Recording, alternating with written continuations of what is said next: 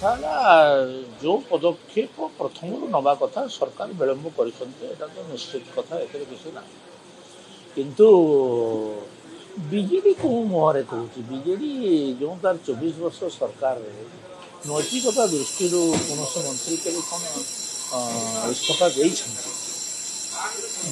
Even କି ତିନିଟା ହତ୍ୟା ମାମଲାରେ ଜଣେ ମନ୍ତ୍ରୀ ସମ୍ପୃକ୍ତ ହେଲା ପରେ ବି ସେ ତ ଇସ୍ତଫା ଦେଲେ ନାହିଁ, କାହିଁ ନୈତିକତା ଦୃଷ୍ଟିରୁ?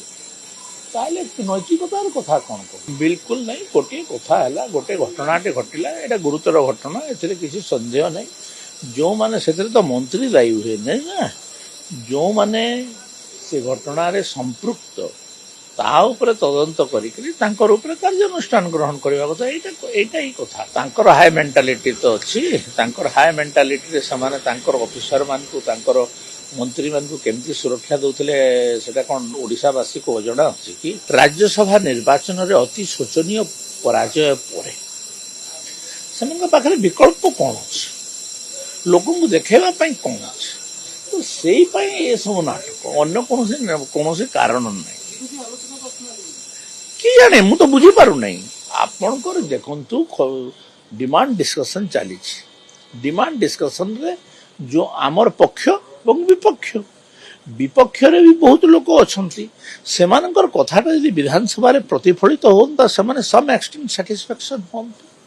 ମୁଁ ସେଇଆ କହିଲି ସେମାନଙ୍କୁ ଯେ ଗୋଟିଏ ସାଇଟ୍ରେ ଆମେ କରୁଛୁ, ଗୋଟିଏ ସାଇଟ୍ରେ ତୁମେ ବି ଲୋକଙ୍କର କଥା କୁହନ୍ତୁ, ଲୋକମାନଙ୍କୁ କମ୍ ସେ କମ୍ ମାନେ ଠିକ୍ ଲାଗନ୍ତା। କିନ୍ତୁ ତୁମେ ତମ ବିରୋଧୀ ଦଳର ଦାୟିତ୍ୱ ତୁମେ ନିର୍ବାହ କରୁନାହ। ଏଡ଼େ କିଏ ଦେଲା? ଆମେ ତ ଆଲୋଚନା ପାଇଁ ରାଜି ଅଛୁ ନା। ମେଡିକାଲ ପ୍ରସଙ୍ଗରେ କୌଣସି ପ୍ରକାର ଆଲୋଚନାକୁ ଆମେ ସ୍ୱାଗତ କରୁଛୁ। ଆମେ କୋଉଠି ଏଡ଼େଇ ଦେଉଛୁ? ଆମେ ଏଡ଼େଇ ଦେଉଛୁ। ତ ଆଲୋଚନା ହଉ ନା ବିଧାନସଭାରେ। ମେଡିକାଲରେ କାହାର ଦାୟୀ, କିଏ ଦାୟୀ, କ'ଣ ସବୁ ଆଲୋଚନା ହଉ। କିଛି ଏଇଟା ଗୋଟେ ଦୁର୍ଘଟଣା, ବହୁତ ବଡ଼ ଦୁର୍ଘଟଣା। ଏଥିରେ ଯେଉଁମାନଙ୍କର ଅବହେଳା ଅଛି ତାଙ୍କର ଉପରେ କାର୍ଯ୍ୟାନୁଷ୍ଠାନ ଗ୍ରହଣ କରାଯିବା